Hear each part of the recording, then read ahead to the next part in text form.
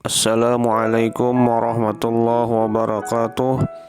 Alhamdulillahi rabbil alamin. Assalatu wassalamu ala asrafil anbiya'i wal mursalin Sayyidina wa maulana Muhammadin wa ala alihi wa sahbihi ajma'in, amma ba'du. Apa kabar siswa-siswaku, khususnya kelas 11 keagamaan Mentiga Banjarmasin? Mudah-mudahan selalu diberi Allah Subhanahu wa taala kesehatan. Amin ya rabbal alamin. Pada kali ini kita akan membahas tentang pelajaran Al-Quran hadis, yaitu tentang berperilaku santun, yaitu pada tafsir surah Al-Baqarah ayat 83. Baiklah, kepada siswa-siswaku, mohon disimak dari penjelasan Bapak sampai akhir dan mohon jangan di-skip videonya. Surah Al-Baqarah ayat 83. Asal muasal diturunkannya surah Al-Baqarah ayat 83 ini diawali dari kisah Raja Najasid dan beberapa cendekiawan dan pembesar Nasrani serta para cendekiawan Yahudi mendengarkan bacaan ayat-ayat Al-Quran surah Maryam oleh Ja'far bin Abi Thalib.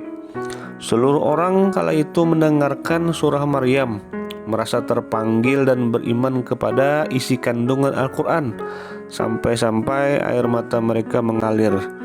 Sehubungan dengan hal ini, maka kemudian turunlah surah Al-Baqarah ayat 83.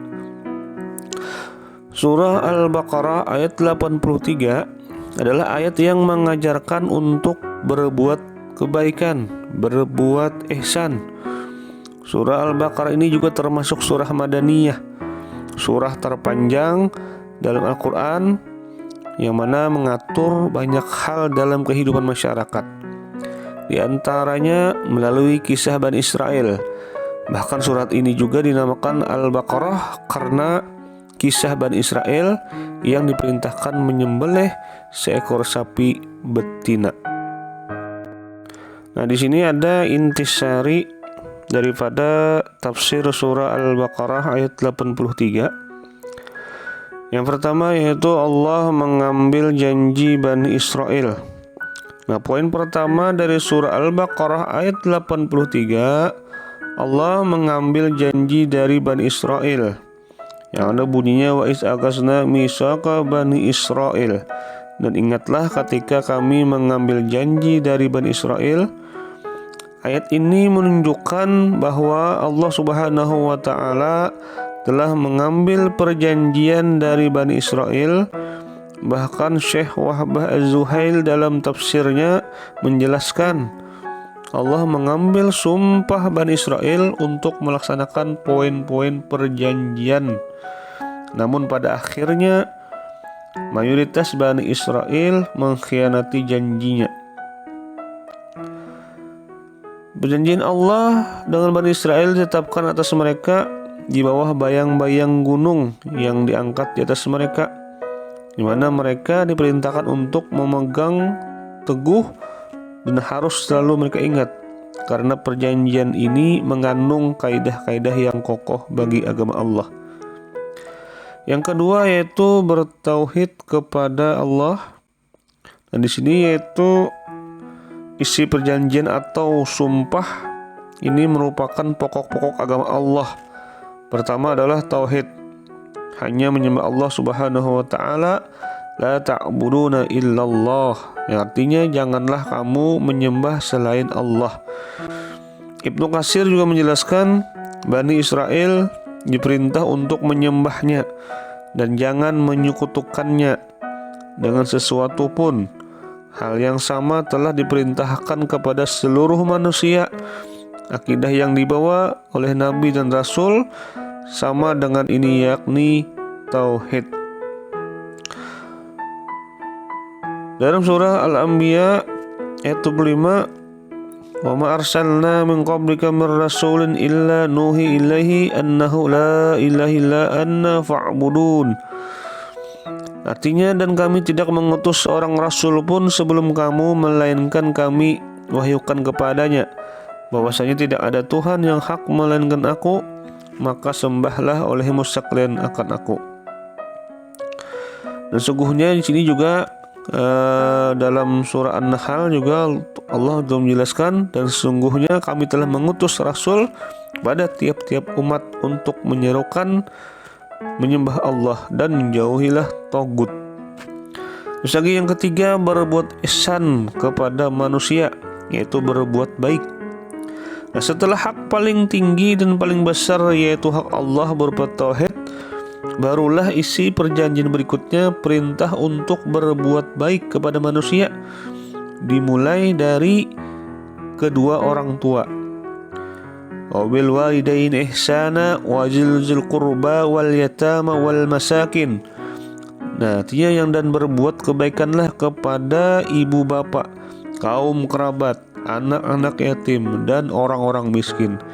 Dan Allah juga memerintahkan untuk berbuat ihsan kepada ibu bapak, kaum kerabat, anak-anak yatim, dan orang-orang miskin. Digunakan untuk dua hal. Pertama, memberi nikmat kepada pihak lain. Kedua, perbuatan baik. Nah, menurutnya ihsan lebih menjelaskan itu tinggi dari adil. Ya, adil adalah memperlakukan orang lain dengan kelakuannya kepada diri Anda.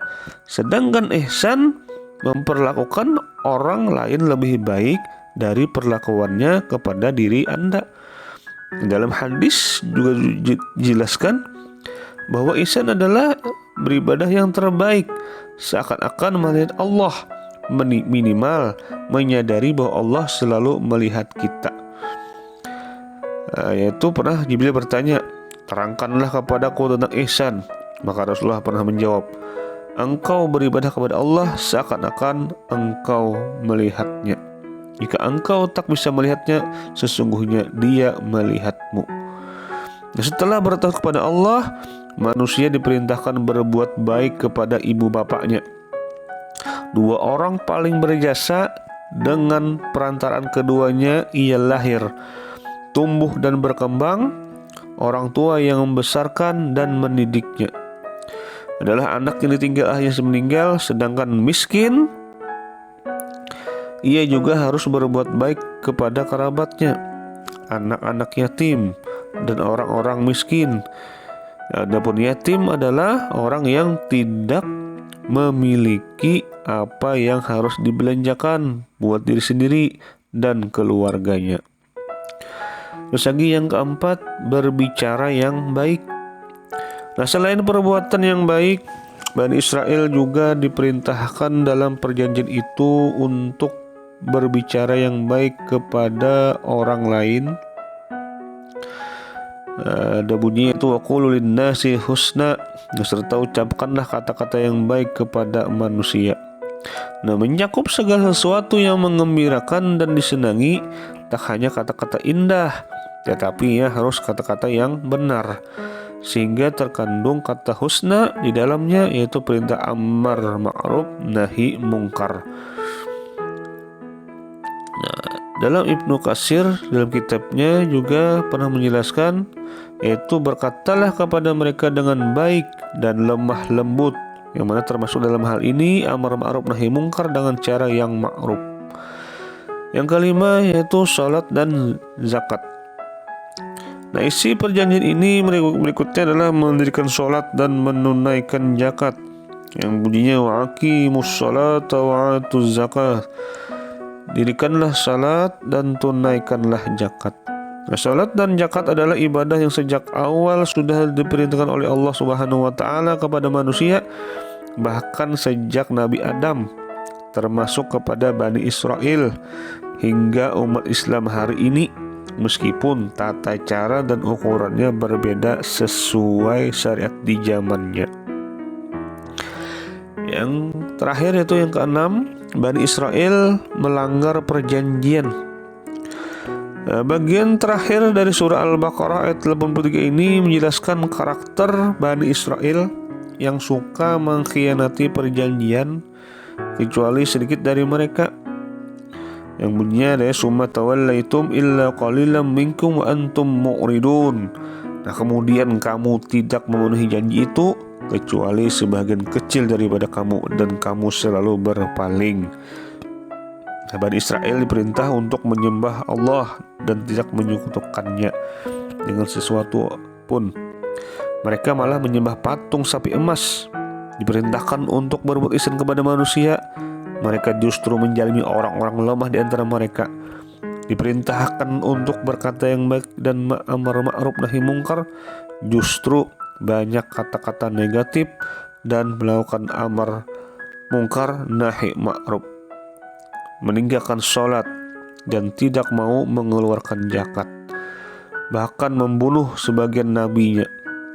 Nah, perjanjian ini diikat antara Allah dengan Bani Israel yang tercatat dalam Taurat, diperingatkan berulang kali oleh Musa dan Harun, lalu diteruskan Nabi Yusa, yaitu tetapi mereka berpaling satu demi satu, janji itu dipungkiri. Ini dalam tafsir Al-Ajhar. Nah, Said Qutb juga pernah menjelaskan ayat ini menunjukkan sifat Bani Israel yang suka melanggar dan mengingkari janji. Sifat ini ditunjukkan Allah kepada kaum muslimin agar mereka mewaspadai orang-orang Yahudi dan jangan sampai menirunya.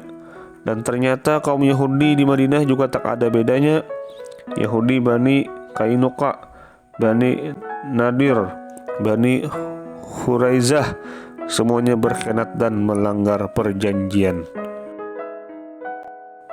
Adapun kandungan surah Al-Baqarah ayat 83 dapat kita simpulkan bahwasanya kita sebagai umat manusia haruslah senantiasa mentauhidkan Allah Subhanahu wa taala dan senantiasa menjauhi perbuatan menyekutukan Allah. Nah, selain perihal utama itu, kita sebagai umat manusia juga diminta untuk senantiasa memenuhi hak-hak kedua orang tua kita yang telah susah payah merawat kita dari janin hingga saat ini, tidak hanya kepada kedua orang tua kita, tetapi juga kepada kaum kerabat, anak yatim piatu, serta fakir miskin. Dan juga kita perlu bantu hak-haknya dengan cara seperti berkata dan bertindak yang baik. Dan juga jangan lupa kita menunaikan zakat serta mendirikan sholat. Baiklah, tadi sudah Bapak sampaikan tema tentang berperilaku santun pada tafsir surah Al-Baqarah ayat 83 pada mata pelajaran Al-Quran Hadis konsentrasi tafsir. Semoga bermanfaat apa yang sudah Bapak sampaikan tadi kepada kalian. Salah khilaf mohon dimaafkan. Wallahul muwaffiq ila qaumit thariq. Wassalamualaikum warahmatullahi wabarakatuh.